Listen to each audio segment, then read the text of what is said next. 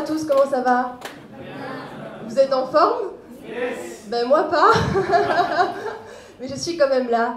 Et je vous avoue que j'ai hésité avant de venir, hein. J'ai beaucoup hésité, j'ai même eu des sueurs froides, ce qui m'arrive jamais en fait avant d'arriver sur scène. Je suis pas très à l'aise, j'ai peur et je pense que c'est lié au fait que je sois malade parce que j'ai la grippe. Pendant une semaine en fait, je suis restée allongée dans mon lit parce que j'arrivais pas à bouger. Et vu les circonstances et que Elodie finalement se retrouve un petit peu toute seule à gérer, enfin pas seule, on est en équipe évidemment, mais j'ai vraiment envie d'honorer Elodie aujourd'hui en étant présente sur scène. Et je pense aussi à vous en fait, parce que je suppose qu'ici vous n'avez pas toujours confiance en vous. Est-ce que parfois vous avez la sensation de manquer de confiance en vous? Oui, sincèrement, on est entre nous, hein. Super. Donc il y a quand même une majorité des personnes qui manquent de confiance par moment, qui ont l'impression de manquer de confiance. Et je me dis que si cette conférence peut au moins aider une personne dans la salle, une seule personne, et que ça fait la différence pour une personne, j'aurais gagné ma conférence. Et à ce prix-là, je peux mourir sur scène, sincèrement. Donc je suis là devant vous et je vais donner le meilleur de moi-même pour vous faire ma conférence. Reste avec nous quand même, hein. Je vais essayer. Alors, c'est un sujet très intéressant, la confiance en soi, on en parle beaucoup. C'est un peu le fléau de l'humanité, j'ai l'impression pour l'instant, on parle beaucoup de confiance en soi et surtout de manque de confiance en soi, comme si c'était vraiment la clé absolue pour tout réussir dans sa vie. Alors qui ici a l'impression qu'avoir confiance en soi, c'est le seul élément qui va vous permettre de réussir dans votre vie? Ok, bah c'est intéressant parce qu'on va pouvoir casser justement ces schémas-là aujourd'hui et j'espère que ça va vous permettre d'avoir une autre vision justement de la confiance en soi. Alors, déjà, qui suis-je? Qui m'a déjà vu ici en conférence, au moins une fois? Ok, donc bah, tant pis pour vous, hein. Pour les autres, c'est toujours, je suis toujours Elena Carlier, en fait, coach de vie, conférencière. Alors si je devais définir ce que je fais réellement avec les personnes, c'est que je les aide finalement à identifier les freins qui les empêchent de passer à l'action. J'aide les gens à révéler leur courage pour vivre la vie qui les inspire profondément. Donc moi, mon don à moi, vous allez le comprendre, c'est le courage. Et aujourd'hui, j'en ai eu besoin beaucoup pour être ici. Ce qui m'a amené finalement à faire ce métier et à faire ce que je fais aujourd'hui, c'est justement la sensation d'avoir eu beaucoup de difficultés de confiance, beaucoup de mal-être social. J'avais extrêmement peur de parler devant les gens. Aujourd'hui, je parle devant vous, vous êtes peut-être 50, 70, je ne sais pas exactement. La dernière fois, on était 120, j'étais très à l'aise. Mais il y a quelques années de ça, parler devant 3 personnes, c'était juste inimaginable. Je partais en courant. Alors imaginez-vous en fait dans vos peurs, dans ce qui vous fait le plus peur. C'est bien évident qu'avec du travail, de l'entraînement, et si c'est vraiment important pour vous, je vous garantis que vous pouvez vous le dépasser et je vous garantis que vous pourrez faire ce qui est vraiment important pour vous. Est-ce que vous le croyez ça? Qu'avec de l'entraînement, on peut arriver à faire beaucoup de choses, même si on a très peur? Yes. Ok, super. Donc si aujourd'hui vous n'êtes pas forcément à l'aise, je suppose que... Est-ce qu'il y a des gens qui ont déjà investi ici? Ok, donc qui n'a pas investi? Ok, ceux qui n'ont pas investi, est-ce que vous avez peur? Est-ce que vous avez finalement manqué de confiance dans l'idée d'investir dans votre premier bien? Oui, ok. Donc c'est normal, et vous allez voir que c'est des processus, la confiance en soi, et le premier bien, c'est normal de ne pas forcément être à l'aise. Alors du coup, j'ai essayé de chercher une définition de la confiance en soi, et je vous avoue qu'il y a autant de définitions de confiance en soi que d'êtres humains sur cette terre. Donc j'ai trouvé une définition qui moi me correspondait parce que voilà, on en parle beaucoup, on ne sait pas vraiment ce que c'est pas toujours très clair, c'est pas toujours bien défini. Et moi je dirais que la confiance en soi finalement c'est avoir une connaissance de ses capacités et de ses performances et être conscient de sa valeur. Ok? Donc ça c'est la définition que moi j'ai trouvée. Alors il y a 2 types de confiance en soi qui sont majeurs, que j'ai pu finalement retrouver, 2 types de confiance qui sont majeurs. Un qui est lié clairement à la répétition. Donc pour les personnes qui n'ont pas encore investi en immobilier, c'est normal que vous ne soyez pas 100% confiant à l'idée d'investir parce que vous ne l'avez encore jamais fait. En fait, est-ce que vous vous rappelez quand vous avez appris à écrire? Vous vous en rappelez? Oui. Est-ce que c'était confortable d'apprendre à écrire? Est-ce que c'était facile d'écrire entre les 2 lignes, de mettre les lettres de l'alphabet, que ça ne dépasse pas, etc. C'était compliqué à ce moment-là. On l'a oublié, on s'en souvient plus, mais c'était extrêmement compliqué. Parce que ce qui fait qu'aujourd'hui on est à l'aise à écrire, enfin je suppose que pour la plupart ça va pour écrire, vous êtes quand même plus ou moins à l'aise. Oui, ça va. C'est la répétition en fait, c'est le fait que vous avez répété, vous vous êtes entraîné. C'est la même chose pour la conduite. Qui se souvient le premier jour où il a pris un volant? Est-ce qu'on était 100% confiant? Quand on nous disait vous allez aller sur l'autoroute dans quelques temps, c'était pas extrêmement rassurant, on n'avait pas confiance parce qu'on n'avait pas assez répété. Ce qui veut dire qu'on peut vous mettre face à n'importe quelle situation, face à n'importe quel challenge. Je vous garantis que si vous vous entraînez, si vous répétez, vous allez acquérir de la confiance en vous. C'est une certitude. Donc franchement, voilà, ça c'est rassurant quand même, de se dire que si on répète, si on travaille, on peut développer la confiance. C'est rassurant, non? Ok. Et du coup, ça a un sens aussi. Ça a un sens de ne pas forcément avoir confiance en toutes circonstances. Si maintenant un avion atterrissait sur le parking et je vous demandais de piloter cet avion, qui est pilote dans la salle? Ah, il y en a quand même deux. Bon, sauf les deux, j'imaginais pas dans ma répétition qu'il y avait des pilotes.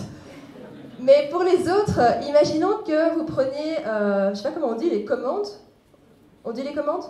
Ok, prenez les commandes dans le cockpit. Et si je vous demande de faire décoller l'avion, est-ce que vous allez vous sentir confiant? Est-ce que ça a un sens de ne pas être confiant quand on n'a jamais appris à piloter?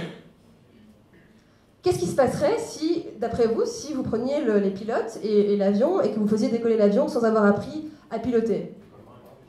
Il y aurait un crash. Donc on aura un plus gros problème. Donc heureusement vous n'êtes pas confiant à 100% dans tous les domaines et heureusement qu'avec la répétition, du coup, on peut développer ça. Donc ça c'est le premier type de confiance en soi qui est majeur et qui est accessible à tout le monde.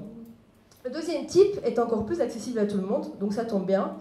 C'est plutôt une confiance finalement qui est liée à la vie. Alors pour certains ça va être plus lié à Dieu, pour d'autres ça va être la vie, pour d'autres ça va être l'univers, pour d'autres ça va être ce que vous voulez en fait. Mais c'est une forme de confiance plutôt inconditionnelle qui vous fait dire que peu importe ce qui se passe, et c'est vraiment le cas aujourd'hui, peu importe ce qui se passe, ça se passera bien. Peu importe les erreurs que vous faites, ça se passera bien. Peu importe ce qui peut arriver, en fait, ça se passera toujours bien. Et quand vous arrivez à développer ça, par exemple, Elodie, typiquement aujourd'hui, c'est vraiment ce qu'elle a pu développer. Elle a eu un intervenant hier qui devait venir, qui a finalement annulé parce qu'il était malade. Ça arrive. Mais quand ça arrive à 23h le soir et que le lendemain, vous avez 100 personnes qui doivent être présentes dans votre événement et que vous êtes quand même l'élément central pour gérer tout ça, sincèrement, elle a dû faire preuve de confiance en elle et je pense aussi beaucoup de confiance en la vie, en fait, en se disant que ça ira, elle trouvera des solutions. Et on est d'accord qu'elle a super bien géré ça, Elodie. Ok, donc du coup, c'est super intéressant à développer cette forme de confiance-là parce qu'on peut se préparer comme on a envie de se préparer en réalité. Il y a des choses, il y a des imprévus qui peuvent arriver, on est d'accord avec ça. Donc ça arrive, vous avez préparé votre truc pendant des heures et des heures, et finalement il y a quelque chose qui se passe, il y a un accident, il y a plein de choses qui peuvent arriver qui font que vous avez besoin d'aller chercher des ressources qui sont au-delà finalement de ce que vous avez répété. Donc c'est pareil pour l'immobilier, c'est-à-dire que si par exemple vous avez bien le contrôle et que vous voulez que tout soit contrôlé, que vous voulez que tout soit maîtrisé au début, et que vous avez par exemple des travaux qui se rajoutent en plus, qu'il y a des éléments qui se passent en plus, qui n'étaient pas prévus au programme, vous allez devoir avoir confiance en vous, en fait, confiance en la vie, pour vous dire que ce sera OK. Et pourquoi c'est OK? Parce qu'en fait, ça nous apprend toujours des choses. Parce qu'en fait, on est dans une société où faire des erreurs, c'est quelque chose qui est très mal perçu. On est d'accord avec ça? Qui a peur de faire des erreurs? Qui a peur de faire des erreurs devant les autres, que les autres le voient? OK. Et c'est vrai qu'on a tellement peur de ça, en fait, de se montrer vulnérable, on a tellement peur de montrer nos erreurs, on a tellement peur finalement de montrer nos failles. Et pourtant, c'est grâce aux erreurs que l'on fait qu'on arrive à devenir, encore une fois, bon dans quelque chose, ou qu'on arrive finalement à mieux cerner certaines choses par la suite. Quand on a plein de galères en immobilier, on devient un champion, en fait, pour décerner les galères qui peuvent arriver par la suite. On est d'accord avec ça ou pas?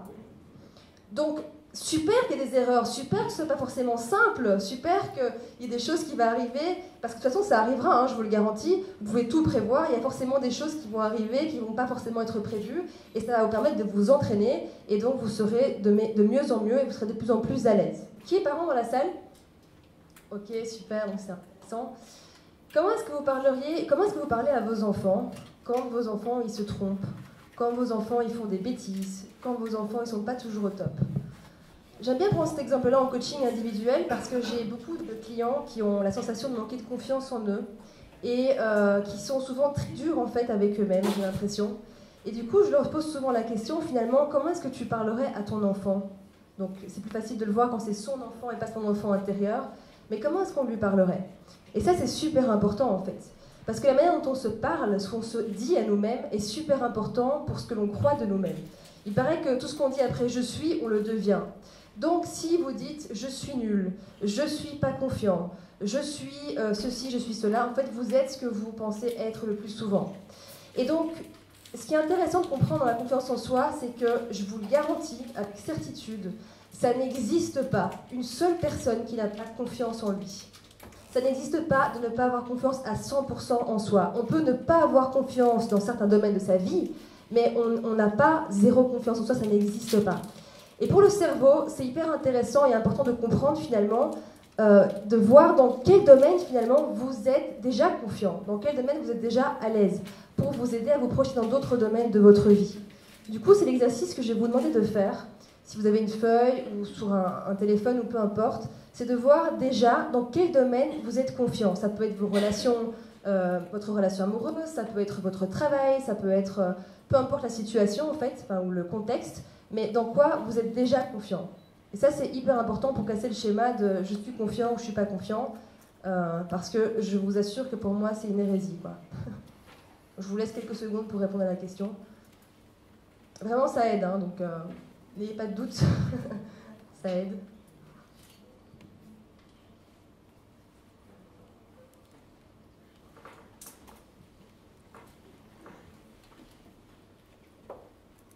Maintenant vous avez fini. Hein.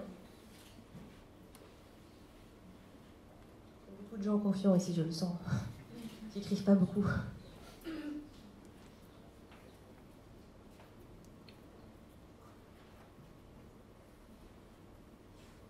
C'est bon? Continue? Ok, donc du coup la confiance en soi c'est un vrai processus. Alors aujourd'hui on voulait vraiment vous montrer l'envers du décor et pour le coup c'est tellement le cas. Alors ici c'est intéressant parce que c'est ma première conférence chez Hicham. Alors chez Hicham c'était très particulier parce que chez Hicham c'était une petite salle en fait de 10 personnes avec des chaises qui étaient un petit peu bariolées. Et en fait l'idée pourquoi est-ce que je vous partage ça? C'est parce qu'on est passé, donc Elodie était là ce jour-là, hein, était toujours avec moi d'ailleurs. Je vous montre ça parce que pour le système nerveux, c'est hyper important de comprendre que j'ai commencé par une petite salle en fait de conférence. Donc on commence toujours petit dans ce qu'on veut développer. On ne commence pas par le haut de la montagne, on commence toujours par des petites choses qui sont accessibles, qui peuvent être challengeantes, mais qui sont quand même accessibles. Et progressivement, on est monté de cette salle-là à 50 personnes et maintenant une capacité de 130 personnes. J'ai pas fait l'inverse, j'ai pas commencé par une salle de 130 personnes et puis fait l'inverse. Donc c'est pareil pour nos projets. Quand on a des projets, on commence pas d'abord vouloir acheter un parc immobilier ou d'abord vouloir... on peut commencer par là, mais c'est possible qu'on ait énormément de stress et tellement de peur qu'on n'y va même pas au final. Donc on peut commencer par des petites choses et c'est vraiment la puissance en fait des petits pas, la puissance des petites actions qui paraissent peut-être... un peu trop petite parfois, et pourtant je vous garantis que les petits pas à répétition, c'est ce qui fait une énorme différence dans la vie d'une personne en fait, pour tout le monde. Ça vous parle? Ok. Alors, du coup, pour moi, ce qui fait la différence, clairement, c'est pas la confiance en soi, je vous le disais, c'est le courage. Sincèrement, pour moi, c'est le courage. Et cette photo-là, en fait, c'est vraiment un moment qui était particulier.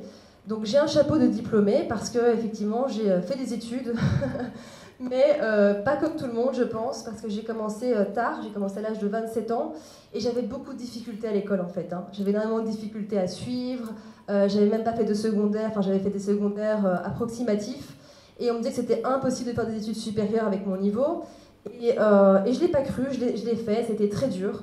Et pourquoi est-ce que je vous parle de ça en fait? Eh bien parce qu'il y a un moment particulier que j'ai vécu, que j'ai envie de partager avec vous, qui était un moment extrêmement douloureux, et qui demandait énormément de force intérieure et de courage. Et l'idée, c'est vraiment pas de mettre le projecteur sur moi, mais c'est vous de voir dans vos situations de vie à quel moment et comment vous êtes déjà dépassé en fait à plusieurs reprises. C'est super important que vous puissiez vous remémorer ça. Donc en fait, le jour de donc j'ai passé 3 ans d'études, hein, qui n'étaient pas forcément simples, et pas tellement au niveau de la matière, mais plus au niveau des relations avec les autres. Et le jour où je l'ai présenté finalement mon mémoire, j'avais un prof auteur qui était une crème, qui était vraiment adorable avec moi, il me disait qu'il allait me défoncer le jour du mémoire, en fait, et que voilà. Et donc il était vraiment très gentil, ça mettait vraiment en confiance, n'est-ce pas? Donc j'avais beau, en fait, avoir pu travailler beaucoup mon sujet, je peux vous dire que le jour où j'ai dû présenter devant mon jury, en fait, j'avais tellement peur que j'ai failli partir en courant, en fait. Et j'ai eu la chance d'avoir une prof qui m'a rattrapée, qui m'a dit « va jusqu'au bout ». Et j'ai été jusqu'au bout, et j'ai été diplômée. Mais l'histoire, en fait, c'est quoi? C'est que le jour où je me suis présentée donc, devant ce jury, j'avais l'impression d'être vraiment un gladiateur et d'arriver sur une arène, en fait, et que j'allais mourir ce jour-là. Ce qui a fait la différence, clairement, ça n'a pas été la confiance en moi. Parce que comment avoir confiance quand on vous dit qu'on va vous défoncer? Quand on vous parle de défense, déjà une défense orale, qu'est-ce qu'il faut défendre réellement? Les mots sont importants quand même, hein. On défend quoi? Il y a une attaque, qu'est-ce qui se passe? Donc du coup, je n'étais pas du tout confiante. Et j'ai l'impression que c'était le but en fait du jury, je ne sais pas pourquoi, il fallait qu'on soit stressé, et c'était gai de voir qu'on était stressé.